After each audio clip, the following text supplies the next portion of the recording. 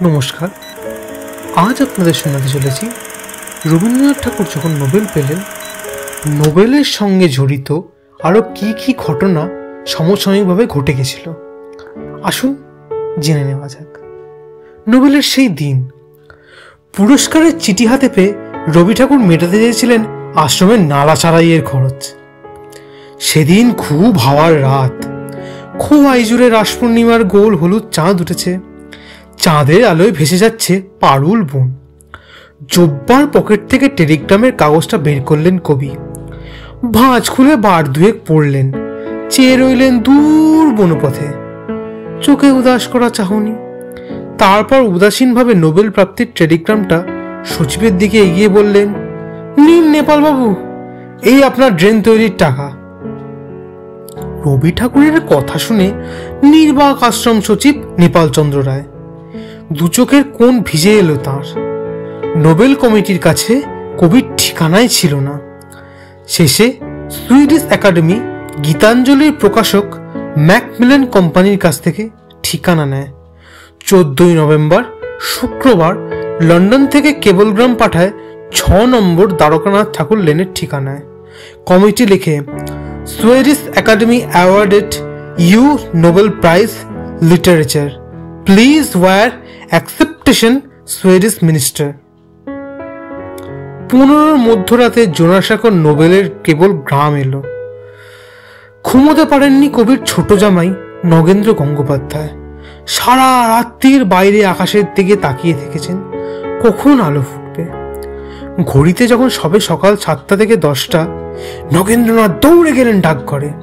তড়িঘড়ি টেলিগ্রাম করে শ্বশুরকে জানালেন তার নোবেল প্রাপ্তির খবর।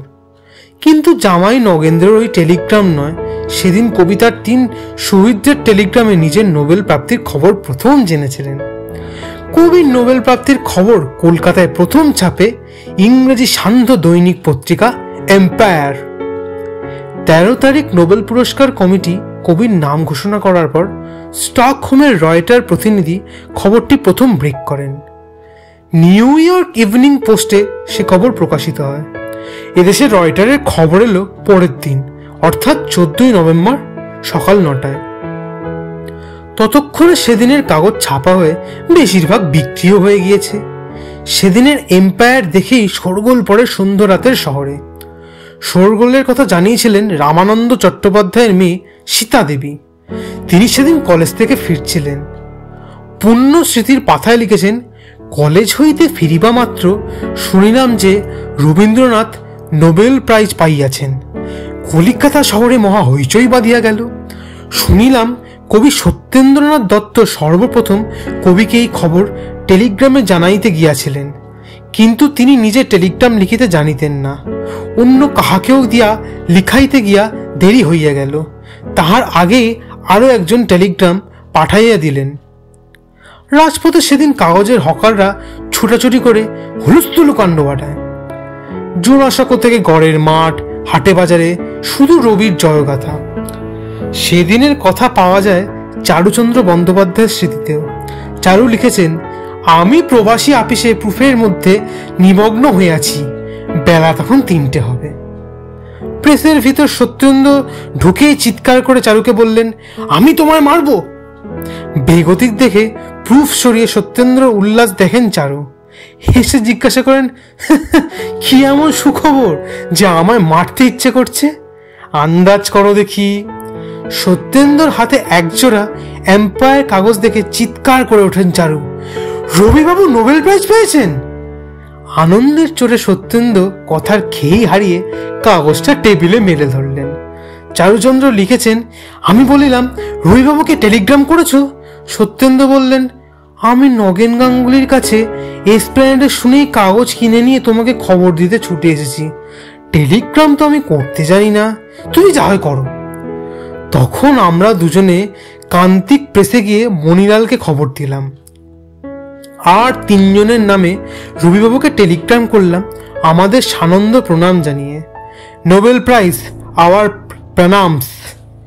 আমাদের টেলিগ্রামটা নগেনবাবুর টেলিগ্রামের পরে রবিবাবুর কাছে পৌঁছেছিল। তাতে সত্যেন্দ্র ক্ষুণ্ণ হয়ে বলেছিল, টেলিগ্রাম করতে জানলে আমি আগেই খবর দিতে পারতুম। সত্যিটা সত্যেন্দ্র তখনও জানতেন না, তাদের টেলিগ্রামই কবির হাতে পৌঁছয় প্রথম।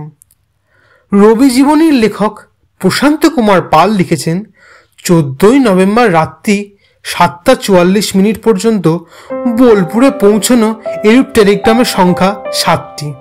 তার মধ্যে চারুচন্দ্র বন্দ্যোপাধ্যায় কথিত নগেন্দ্রনাথ গঙ্গোপাধ্যায়ের টেলিগ্রাম বা রবীন্দ্রনাথ কথিত বিলেতের প্রকাশকের কেবলমাত্র কোনোটিই নেই। তবে সত্যেন্দ্রনাথ দত্ত ফাইলে মণিলাল গঙ্গোপাধ্যায়, সত্যেন্দ্রনাথ দত্ত ও চারুচন্দ্র বন্দ্যোপাধ্যায়ের একত্রে পাঠানো টেলিগ্রামটি পাওয়া যায়। কলকাতায় 4:10 নাগাদ এই টেলিগ্রামটি জমা পড়ে। বোলপুর ডাকঘরে পৌঁছয় ঠিক 33 মিনিট পর। কবির আমন্ত্রণে সেদিনই বেলা 11:30টায় শান্তিনিকেতনে এসেছিলেন বাঁকুড়ার ওয়েসলিয়ান কলেজের অধীন হাই স্কুলের অধ্যক্ষ পাদ্রি এডওয়ার্ড জন থমসন। পাদ্রি সাহেব বাংলা জানতেন, তাকে কবি বাংলাতেই চিঠি লিখে আমন্ত্রণ জানিয়েছিলেন। সাহেব লিখেছেন, "About 4:30 I had tea. He came in suddenly and said, Mr. Thompson, will you excuse me for a few hours? I have to go somewhere." অতিথি টমসনের কাছ থেকে সময় নিয়ে কোথায় গেলেন রবীন্দ্রনাথ? বনবিহারে।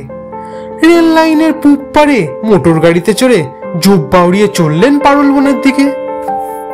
সঙ্গে কয়েকজন বিদেশি অতিথি, এসরাজ নিয়ে গানের ভান্ডারী দীন ঠাকুর, ছেলে রতি আর সচিব নেপালচন্দ্র। পথেই দেখা হলো বোলপুরের ডাক পিয়নের সঙ্গে। কবি তাকে দেখে গাড়ি থামাতে বলে জিজ্ঞাসা করলেন, "কোনো সংবাদ আছে?" "আগে কলকাতা থেকে, তার কাছে আপনার।" এরপর টেলিগ্রাম হাতে পেয়েও কবি তখনই খুললেন না। সকলের দেরি হবে ভেবে জোব্বার পকেটে রেখে দিলেন কাগজখানা। কিন্তু সকলের কৌতূহল থামে না। এখন টেলিগ্রাম। সবার অনুরোধে চাঁদের আচ্ছা আলোয় বনপথে টেলিগ্রাম খুললেন কবি। প্রথমে বিশ্বাস হয়নি। 3 প্রিয় মানুষ পাঠানো সুসংবাদ পড়ে বলেন, সম্ভবত টেলিগ্রামের ভাষায় ভুল আছে, বুঝলে?" সকলের উৎসুক চোখ কবির মুখের দিকে। ফের পড়লেন তিনি। তারপর নেপালবাবুর দিকে এগিয়ে দিলেন কাগজখানা। রথীন্দ্র দেখলেন কাগজে লেখা, "Nobel prize conferred on you, our congratulations. এক আকাশ চাঁদের সে রাতে, আশ্রমের চাতুর্দিকে কেবল রবিরব।" পুজোর ছুটির পর সবে খুলেছে রবিবাবুর গানের স্কুল। বাড়ি থেকে ফিরে ছুটির হোম টাস্ক নিয়ে মন খারাপ ছোটদের। তারই মাঝে সন্ধ্যে রাতের হাওয়ায় রটল কবির নোবেল প্রাপ্তির খবর। সে সময় প্রমোদনাথ পিসি শান্তিনিকেতনের ছাত্র। রবীন্দ্রনাথ শান্তিনিকেতন তিনি লিখেছেন, "শীতের প্রারম্ভে নূতন ওঠা বেগুন ভাজা পরিবেশিত হইয়াছে। সহসা অজিত কুমার চক্রবর্তী রান্নাঘরে ঢুকিয়া চিৎকার করিয়া বলিলেন, গুরুদেব নোবেল প্রাইজ পেয়েছেন। প্রাক্তনীর স্মৃতির পথে ফিরে দেখি আশ্রমের অধ্যাপক অজিত চক্রবর্তীর চলাফেরা প্রায় নিত্যের তালে পরিণত হয়েছে। চঞ্চল হয়ে উঠেছেন গম্ভীর প্রকৃতির লোক, চলাফেরায় সংযত ক্ষিতি মোহন সেন। বিদ্যালয়ের সর্বাধ্যক্ষ জগদানন্দ রায় সে তখন 3-4 দিনের ছুটি ঘোষণা করলেন। তখন ছাত্ররা বুঝতে পারল ব্যাপার কিছু গুরুতর। প্রমোদ লিখেছেন, কোথায় গেল ক্লাসের নিয়মিত ঘন্টা, কোথায় গেল অধ্যাপকদের গম্ভীর চালচলন, স্নানাহারের সময়ও গোলমাল হইয়া গেল। সেই রাতে গৌড় প্রাঙ্গণে চাঁদের আলোয় বিস্তর প্রমোদামত করেছিল আত্মহারা শান্তিনিকেতন আশ্রম। পিয়ারসন দক্ষিণ আফ্রিকা থেকে কাফরিদের ঢাল তরোয়াল মুখোশ এনেছিলেন, সেসব তিনি বের করে দেন আনন্দ নৃত্যের জন্য। পিয়ারসন ছেলেদের নাচের মাঝেই কালি ঝুলি মেঘে সংসেজে হাজির হলেন সুধাকান্ত। কোমরে তার জড়ানো কুয়োর লম্বা দড়ি, লেজ নিয়ে কি লম্ফঝম্প। কবি অবিচল থাকলো। সেদিন এমনই উল্লসিত হয়ে ওঠেন আশ্রম সদস্য তার আপনজনেরা। কবির বড়দাদা ঋষিপ্রতিম দ্বিজেন্দ্রনাথ খবর পেয়ে তার নিচু বাংলার ঘর থেকে দৌড়ে গিয়েছেন কবিকে বুকে জড়িয়ে ধরতে। আদর করে বলেছেন, রবি, তুই নোবেল প্রাইজ পেয়েছিস। বোলপুরের ডাকঘর উপচে পড়েছে অভিনন্দন বার্তায়। অজস্র চিঠি, টেলিগ্রাম। খুব কাছের কয়েকজনকে কবি নিজেই উত্তর লিখলেন। বন্ধু রামেন্দ্র সুন্দর ত্রিবেদীকে লিখলেন, সম্মানের ভূতে আমাকে পাইয়াছে, আমি মনে মনে ওঝা ডাকিতেছি। আপনাদের আনন্দে আমি সম্পূর্ণ যোগ দিতে পারিতেছি না। আপনি হয়তো ভাবিবেন এটা আমার অত্যুক্তি হইল, কিন্তু অন্তর্যামী জানেন আমার জীবন কিরূপ ভাড়াতুর হইয়া উঠিয়াছে। কোলাহল তো বারণ হলো, এবার কথা কানে কানে এই কবিতাটি দিয়া আমি গীতাঞ্জলির ইংরাজি তর্জমা শুরু করিয়াছিলাম। কারণটা যে কতদূর সফল হইল তাহা দেখিতেই পাইতেছেন। লিখলেন রোটেনস্টাইনকেও। বাকিদের পাঠানো হলো রবীন্দ্র হস্তাক্ষরে লেখা চিঠির বয়ান। 23 নভেম্বর কবিকে সংবর্ধনা জানাতে বিশেষ ট্রেন হলো বোলপুরে। সেই ট্রেনের খবর জানিয়ে কাগজে বিজ্ঞপ্তি বের হয়। জানানো হয় শান্তিনিকেতন যাওয়ার ভাড়া 3 টাকা 4 আনা। কে নেই বিজ্ঞপ্তির স্বাক্ষরকারীদের মধ্যে? সুরেন্দ্রনাথ বন্দ্যোপাধ্যায় থেকে ভোজন শীল, প্রফুল্লচন্দ্র রায়, নীলরতন সরকার। সুসজ্জিত রেলগাড়ি ছাড়তে 55 মিনিট দেরি হয়। কারণ সভাপতি জগদীশচন্দ্র বসু স্টেশনে পৌঁছতে পারেননি। দুপুরে ট্রেন যখন বোলপুরে এলো, কবির নামে জয়ধ্বনি উঠল বোলপুরের ভুবনডাঙ্গার আকাশ জুড়ে। আম্রকুঞ্জে সংবর্ধনা সভায় কবি এলেন গরদের ধুতি পাঞ্জাবিতে। তাকে মালা পরিয়ে দিলেন সভাপতি জগদীশচন্দ্র। কবি বসলেন মাটির বেদিতে পদ্ম পাতায়। রেশমের কাপড়ে কবি সত্যেন্দ্র দত্তের খসড়া করা অভিনন্দন পত্রটি পড়লেন হীরেন্দ্রনাথ দত্ত। একটি লজ্জাবতী লতার গাছ উপহার দিলেন জগদীশচন্দ্র। সকলের অভিবাদন শেষে এবার কবির পালা। কবি গাইবেন মাস 3 আগে লেখা গীতিমাল্যর একটি গান, এই মনিহার আমার নাহি সাজে। কিন্তু হঠাৎ খুব রেগে গিয়ে গানের দলকে থামিয়ে দিলেন তিনি। আম্রকুঞ্জের সভায় ছিলেন সীতা দেবী। তিনি লিখছেন, বোধহয় আর কিছু বলবার সংকল্প প্রথমত তাহার ছিল না, কিন্তু তাহাকে প্রিয়তমের মতো ভালোবাসিয়াছে এমন বাঙালিরও যেমন অভাব নেই এবং ছিল না, তেমনি চিরকাল তাহাকে বিদ্বেষ করিয়াছে এবং লোকচক্ষে হীন করিতে চেষ্টা করিয়াছে এমন বাঙালিরও অভাব তখন ছিল না। সবার সামনের সারিতে বসেছিলেন তেমন কয়েকজন। কবি তাদের ধৈর্যে দেখেই ধৈর্য হারান। উঠে দাঁড়িয়ে বক্তব্য রাখতে গিয়ে বললেন, আজ আপনারা আদর করে সম্মানের যে সুরাপাত্র আমার সম্মুখে ধরেছেন তা আমি ওষ্ঠের কাছে পর্যন্ত ঠেকাবো, কিন্তু এ মদিরা আমি অন্তরে গ্রহণ করিতে পারবো না। এর মত্ততা থেকে আমার চিত্তকে আমি দূরে রাখতে চাই।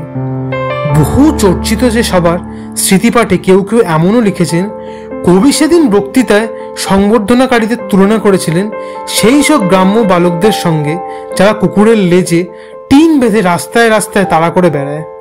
কেবল লোকের মুখের কথা নয়, নিজেও লেখেন এমন কথা মর্মদাহে। তার অভিভাষণে সবাই মৃদু গুঞ্জন ওঠে।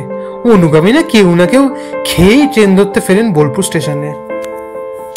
কবি তাদের জন্য মন্ডা, মিঠাই, কমলালেবু পাঠিয়ে দেন ট্রেন ছাড়ার আগে। গহন বেদনা আর অভিমানে কয়েকদিন পরে পিলুতে লেখেন, লুকিয়ে আসে আঁধার রাত। আপন কথায় খাম্বাজে গাথে আমার সকল কাঁটা ধন্য করে। এই আমাদের রবি ঠাকুর। বিশ্বকবি রবীন্দ্রনাথ ঠাকুরকে আমাদের চ্যানেল সুসুরো দ্য আলটিমেট হুইসপারের পক্ষ থেকে প্রণাম জানাই। নমস্কার।